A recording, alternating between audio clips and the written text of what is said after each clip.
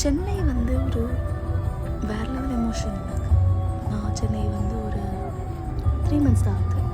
ஆனால் சென்னை வந்து எனக்கு it is given me peace. இந்த கேஆஸ், இந்த ஹசில், இந்த சென்னையோட வைப், இது வந்து என்னோட லைஃப்பில் இன்னும் நீ நிறையா விஷயம் பண்ணணும், நிறையா இடத்துக்கு போகணும், நிறையா பீப்புள் பார்க்கணும், லைஃப்பில் ஒரு பர்பஸ் கொடுக்குது. என்னோடய சொந்த ஊர் பாலக்காடு. அங்கேருந்து நான் கோயம்புத்தூர் வந்தேன். கோயம்புத்தூரில் நல்லா இருக்காங்க.